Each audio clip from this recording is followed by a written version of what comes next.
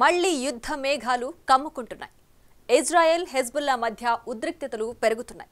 ఇంతకీ middle east లో ఏం జరుగుతోంది? పరస్పర దాడుల వెనుక కారణాలేంటి? ఈ చర్యలు ఎటువైపు దారితీనున్నాయి?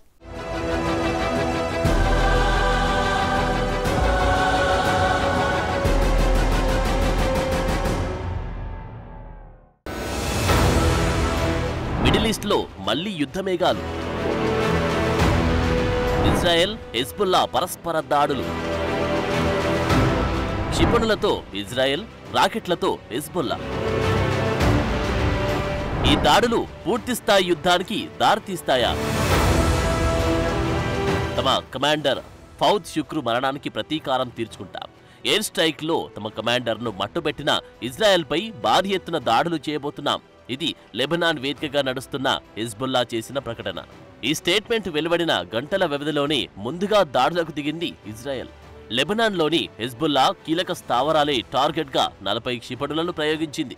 Israel air force air raids నిర్వహించింది. దాదాపు 100 ఫైటర్ జెట్లతో దాడులకు దిగింది ఇజ్రాయెల్. దీంతో హెజ్బుల్లా తిరిగి దాడులు చేసింది.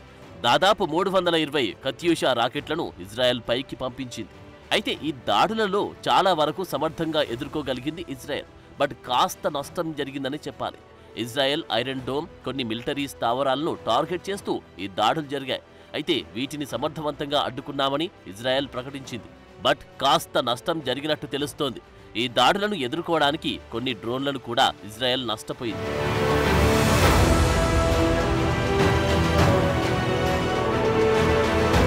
ఈ దాడుల తర్వాత ఇజ్రాయెల్, హెజ్బుల్లా 2 విభిన్న ప్రకటనలు చేశాయి.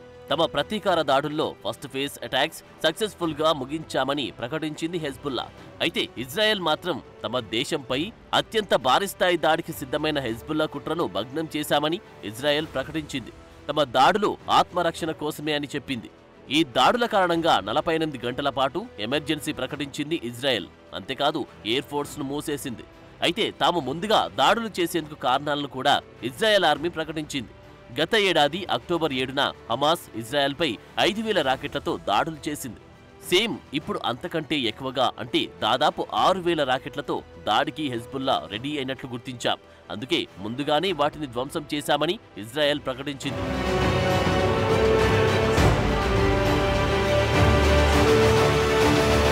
అయితే ఈ దాడులకు కావాల్సిన ఆయుధాలు, రాకెట్లను ఇరాన్ అందించినట్టు కూడా ఇజ్రాయెల్ ఆరోపించింది. ఎప్పుడైతే ఇరాన్లో హమాస్ కీలక నేత ఇస్మాయిల్ హనియా హత్య జరిగిందో ఆ రోజే ఇజ్రాయెల్పై ప్రతీకారం తీర్చుకుంటామని ఇరాన్ ప్రకటించింది. ఇరాన్ ఏ క్షణమైనా ఇజ్రాయెల్పై దాడికి దిగవచ్చన్న చర్చ జరిగింది. గగనతలాన్ని మూసేశారు. ప్యాసింజర్, యుద్ధ విమానాల రాకపోకలపై కూడా నిషేధం విధించారు. అనేక దేశాలు తమ ప్రజలకు అడ్వైజరీలు కూడా జారీ చేశాయి.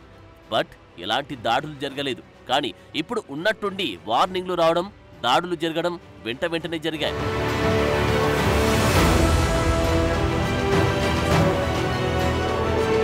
హెజ్బుల్లా వద్ద 1,00,000కు పైగా రాకెట్లున్నట్టు అంచనా వేస్తున్నాయి అమెరికా, ఇజ్రాయెల్. అంతేకాదు 1,00,000 మంది మిలిటెంట్లు కూడా ఉన్నారని చెబుతున్నారు. ఎప్పుడైతే ఇరాన్ వార్నింగ్ ఇచ్చిందో అప్పటినుంచి హై అలర్ట్లో ఉంది ఇజ్రాయెల్. ఆ దేశ ఆర్మీ చెప్పింది నిజమైతే ఇజ్రాయెల్ భారీ దాడి నుంచి తప్పించుకున్నట్టే. అయితే ఈ దాడులు ఇంతటితో ఆగుతాయా, లేదా లెబనాన్ పై పూర్తి స్థాయిలో ఇజ్రాయెల్ దాడులు చేస్తుందా అనేది ఇప్పుడు సస్పెన్స్ గా మారింది.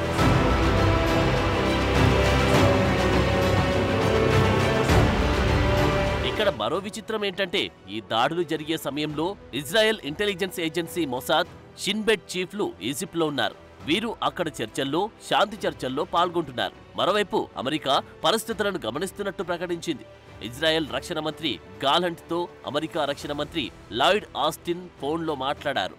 ఇజ్రాయెల్ రక్షణకు అమెరికా కట్టుబడి ఉందని మరోసారి హామీ ఇచ్చారు.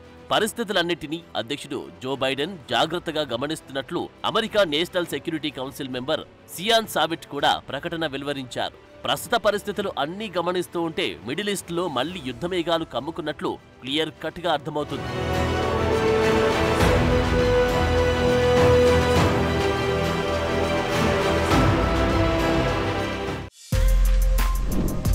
For more videos like this, subscribe Big TV channel.